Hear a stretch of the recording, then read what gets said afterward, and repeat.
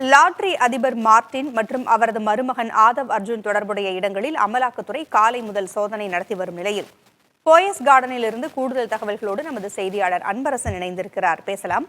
அன்பரசன், இந்த சோதனைகளின் தற்போதைய நிலவரம் என்ன?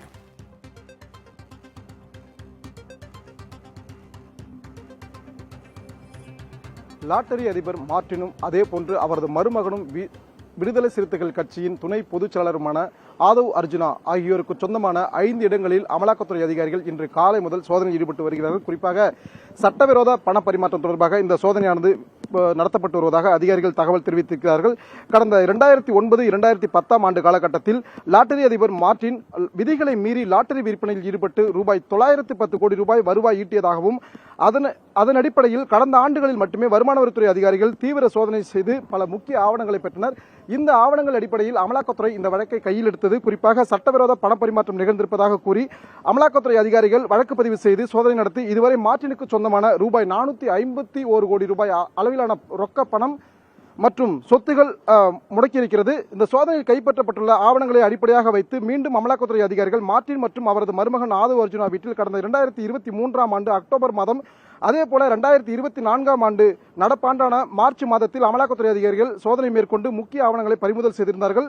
இந்த நிலையில்தான் அமலாக்கத்துறை அதிகாரிகள் இன்று காலை முதல் சென்னை மற்றும் கோவையில் உள்ள லாட்டரி அதிபர் மார்டின் மற்றும் அவரது மருமகன் ஆதவ் அர்ஜுனாவுக்கு சொந்தமான 5க்கும் மேற்பட்ட இடங்களில் இந்த சோதனையானது மேற்கொள்ளப்பட்டு வருகிறது. குறிப்பாக நாம் தற்போது சென்னை போயஸ் கார்டன் கஸ்தூரிரங்கன் சாலையில் இருக்கக்கூடிய ஜே சாலையில் உள்ள ஒரு தனியார் அடுக்குமாடி குடியிருப்பில் வசித்து வரக்கூடிய ஆதவ் அர்ஜுனா வீட்டில் நடைபெற்று வரும் இந்த சோதனை காட்சிகள் தான் நாம் பார்த்து வருகிறோம். அதன் காட்சியை தான் நமது ஒளிப்பதிவாளர் திரு மகேஷ் அவர்கள் காண்பித்து வருகிறார்கள். இந்த இடம் உள்ளிட்ட மொத்தம் 5 இடங்களில் இந்த சோதனையானது மேற்கொள்ளப்பட்டு வருகிறது. குறிப்பாக கடந்த 2012 ஆண்டு நங்கநல்லூரைச் சேர்ந்த நாகராஜன் என்பவர் இல்லத்தில் சென்னை மத்திய குற்றப்பிரிவு போலீசார் நடத்திய விசாரணையில் ரூபாய் 7 கோடி ரூபாய் பணம் பறிமுதல் செய்யப்பட்டது.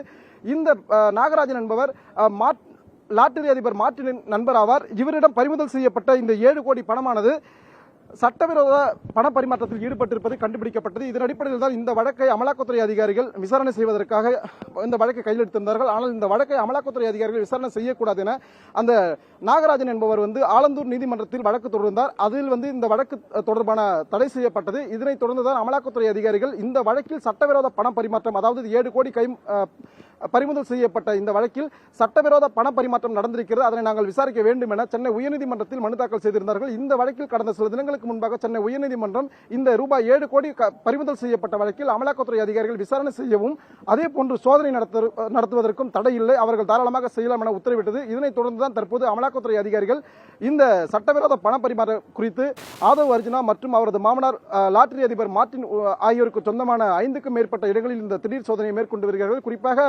அமலாக்கத்துறை அதிகாரிகள் மற்றும் இந்த இருவருக்கும் சொந்தமான இடங்களில் 3 முறை இதுவரை சோதனை நடத்தியிருக்கிறார்கள். அதுபோல வருமான வரித்துறை அதிகாரிகள் 2 முறை என மொத்தம் இவர்களுக்கு சொந்தமான இடங்களில் இதுவரை 5 வருமான வரித்துறைகள் அதே போன்று அமலாக்கத்துறை அதிகாரிகள் என மொத்தம் 5 முறை சோதனையானது மேற்கொள்ளப்பட்டிருக்கிறது. சோதனையின் முடிவில் தான் எவ்வளவு சட்டவிரோத பண பரிமாற்றம் நடந்திருக்கிறது என்பது குறித்த முழுமையான தகவல்கள் வெளிவரும் என அமலாக்கத்துறை அதிகாரிகள் தகவல் தெரிவித்திருக்கிறார்கள். தகவல்களை வழங்கியமைக்கு நன்றி அன்பரசன்.